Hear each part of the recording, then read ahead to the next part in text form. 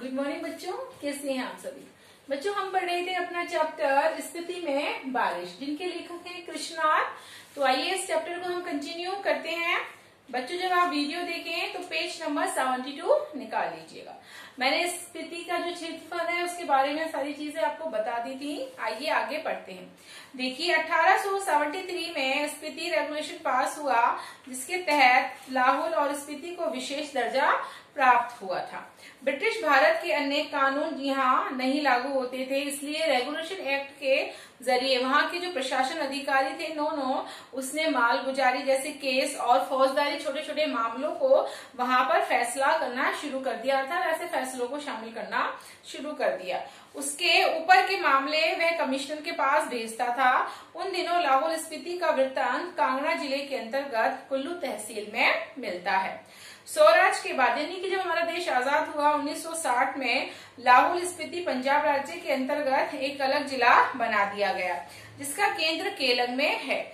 1967 में जब हिमाचल प्रदेश राज्य बना तो लाहौल स्पीति उसका उत्तरीय छोर जिला हो गया। ये देश का सबसे ही अधिक दुर्गम क्षेत्र, यानी कि जहाँ पे बहुत ही सरलता से नहीं पहुंचा जा सकता है।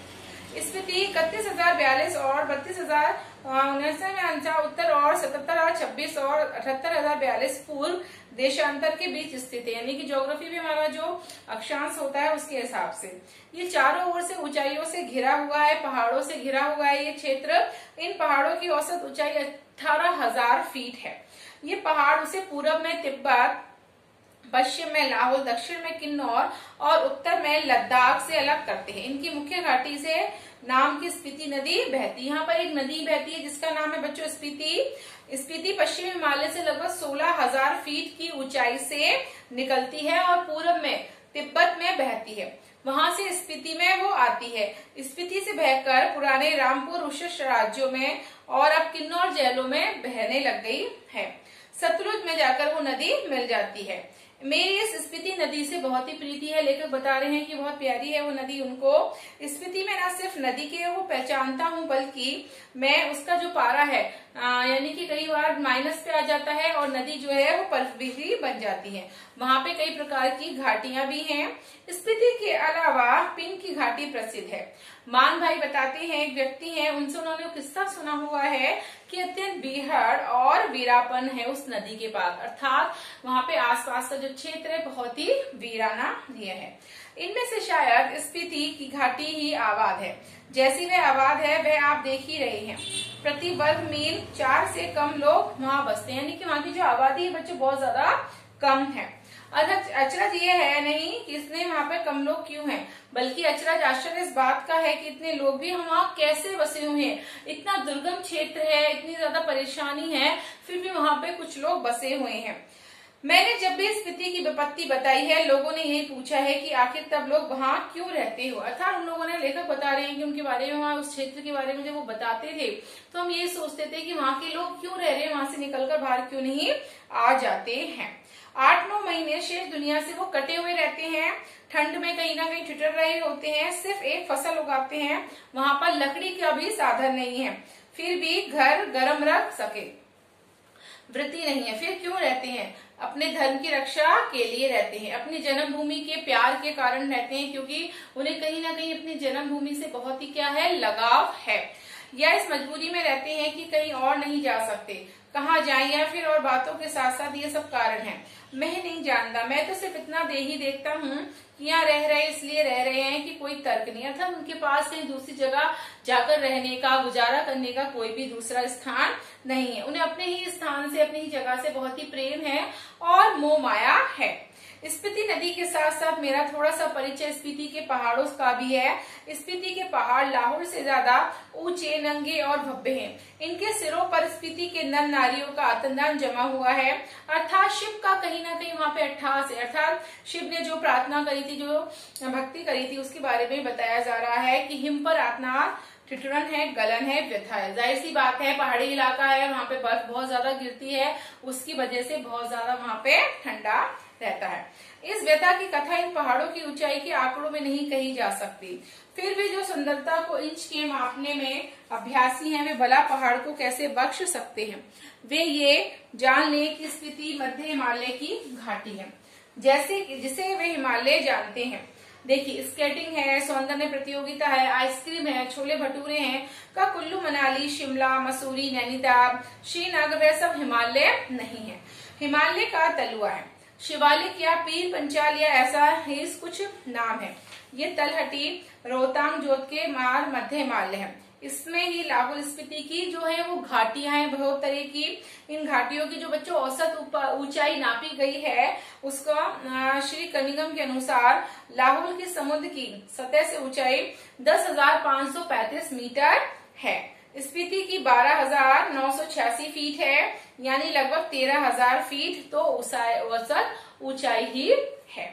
मध्य हिमाचल की जो श्रेणियां स्पीति को घेरे हुई हैं, उनमें से जो उत्तर में है उसे 12 लाचा श्रेणियों का विस्तार समझे। 12 लाचा दर्रे की ऊंचाई का अनुमान 16,221 फीट से लगातार 16,500 फीट लगाया जाता है। बच्चों, इस पर्वत श्रेणी में 2 चोटियों की ऊंचाई 21,000 फीट से अधिक है। दक्षिण में जो श्रेणी है वह मानस श्रेणी कहलाती है। और इसका क्या अर्थ है? यहाँ पर बौद्धों ने अपने मंत्रों को और नाम पर तो नहीं है, अर्थात बौद्धों के जो मंत्र थे उनके नाम पर इस चोटी का नाम रखा गया है। इनका बीज मंत्र है, इसका बड़ा महत्व है। इसमें संक्षेप माने कहते हैं कि श्रेणी के नाम इस माने के नाम पर तो नहीं है, अगर नहीं है तो करने जैसा है। यहाँ इन पहाड़ियों में माने का इतना जाप हुआ है कि ये नाम उन श्रेणियों को दे डालना ही सहज है। आती यहाँ पर जो भी लोग आते हैं बहुत ज्यादा क्या करते हैं, सहज साधना करते हैं, इसलिए इन श्रेणियों को क्या कहा गया है, माने। इंपीरियल गजेटियर में माने श्रेणी की ऊंचाई 21,646 फीट बताई जाती है। ये तो इस श्रेणी की किसी चोटी की ऊंचाई होगी। पूरी श्रेणी की ऊंचाई तो बच्चों एक नहीं होगी, इसमें जो छोटी छोटी चोटियां हैं उनकी ऊंचाई भी 17,000 फीट से अधिक है। कई गांव जो है बच्चों समुद्र की सतह से 13,000 फीट क्या है, ऊंचे हैं, जहाँ पे बसावट भी है। 1 या 2 14,000 फीट की ऊंचाई पर है। ये मध्य हिमालय है, इसमें स्पीति स्थित है। इसके पार ब्राहा हिमालय दिखता है। इसकी एक चोटी 23,064 फीट ऊंची बताई जाती है और इसमें कई चोटियां जो हैं बच्चों 20,000 फीट से भी अधिक ऊंची हैं। मैं ऊंचाई के माप के चक्कर में नहीं हूँ, हमारे लेखक बता रहे हैं, ना मैं इस होड़ लगाने के पक्ष में हूँ कि वह एक बार लोसर में जो कर दिया बस है। इन ऊंचाइयों से होड़ लगाना मृत्यु है। हाँ, कभी कभी उनका मार्गदंडन करना मर्द और औरत की शान है। मैं सोचता हूँ कि देश और दुनिया के मैदानों से और पहाड़ों से युवक युवतियां जो आती हैं या आते हैं, वो पहले तो स्वयं अपने अहंकार को गलाएं, फिर इन चोटियों में अहंकार को कहीं ना कहीं क्या कर दे, समाप्त कर दे, अर्थात इस अहंकार को चूर कर दे, तभी उनको सब कुछ फायदे में मिलेगा। लाहौल की तरह स्पीति में भी 2 ऋतुएं आती हैं बच्चों। जैसे कहीं मैंने षड्यंत्र ऋतु को बखान किया, वह अभ्यास दोष के कारण है। यहाँ जून से लेके सितंबर तक की एक अल्पकालिक वसंत ऋतु होती है। शेष वर्ष ऋतु जो होता है वो बसंत में है, शीत ऋतु होती है। जुलाई में औसत तापमान 15 सेंटीग्रेड और शीत में जनवरी औसत तापमान 8 डिग्री रिकॉर्ड किया जाता है। औसत से कुछ अंदाजा नहीं लगता। बसंत में दिन गर्म हो जाता है और रातें जो है बच्चों वो ठंडी हो जाती है, यानी कि बहुत ज्यादा वहां सर्दी पड़ती है। शीत में क्या होता है इसकी कल्पना भी हम नहीं कर सकते, क्योंकि वहां बहुत ज्यादा ठंड होती है। कभी रहकर देखा जा सकता है, तभी हम उसको समझ पाएंगे। स्पीति में बसंत लाहौल से भी कम दिनों का होता है। बसंत में यहाँ फूल नहीं खिलते, ना हरियाली आती है, ना ही कोई गंध आती है। दिसंबर से घाटी में फिर बर्फ पड़ने लगती है, अप्रैल मई तक रहती है। यहाँ ठंडक भी लाहौल से ज्यादा पड़ती है। नदी नाले सब क्या होते हैं, जम जाते हैं, क्योंकि -डिग्री पर होता है सेल्सियस, और हवाएं जो है बहुत तेजी से चलती हैं। मुंह हाथ तो जो खुले अंग हैं उनमें शूल जैसे वो चुभती हैं हवाएं। स्पीति में लाहौल से भी कम वर्षा होती है। मध्य हिमाचल मानसून की पहुंच के परे है, यहाँ बरखा बहार नहीं है। कालिदास को अपने ऋतु संहार में या वर्षा का तो संहार ही करना पड़ेगा। कालिदास में वर्षा का क्या ठाठ है, यहाँ वर्षा वर्णन इस प्रकार शुरू होता है। स्पीति में कभी कभी बारिश होती है। वर्षा ऋतु यहाँ मन की साथ पूरी नहीं करती। धरती सूखी, ठंडी और बंध्या रहती है। स्पीति में साल में एक फसल होती है। मुख्यतः फसलें 2 किस्म की हैं बच्चों, जो गेहूं, मटर और सरसों। इसमें जो वो है मुख्य है सिंचाई का जो साधन है पहाड़ों से आ रहे जो नाले हैं या उन पर बनाए गए पुल हैं।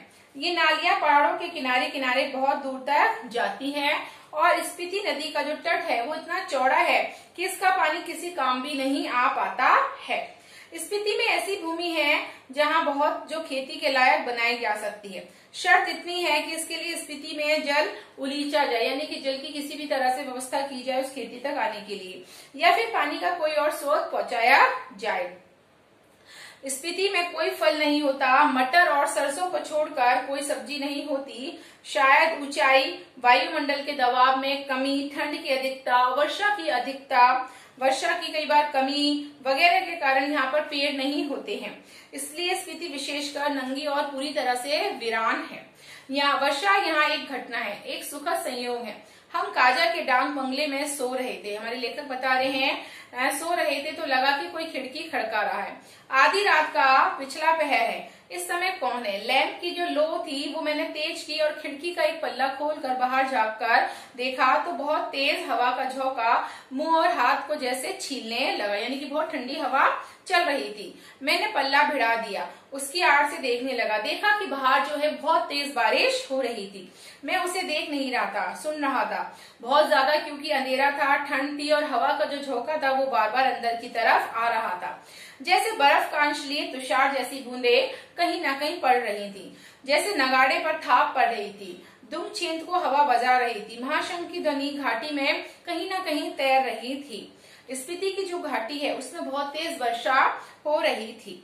कमरे में जो थी ठंड वो बढ़ती ही जा रही थी। मैं बिस्तर में पड़ा पड़ा मालूम नहीं, पता नहीं कब सो गया। हमारे लेखक बता रहे हैं, जब सुबह उठा तो चाय पीते पीते मैंने सुना कि स्पीति के बहुत सारे ऐसे लोग हैं जो कह रहे हैं कि हमारी जो यात्रा थी वो बहुत ही शुभ थी, क्योंकि हमारे आने से वहां पर बहुत दिनों बाद स्पीति में बारिश हुई थी। तो बच्चों आज आपका ये जो चैप्टर है स्पीति में बारिश वो कंप्लीट हो गया है। Thank you.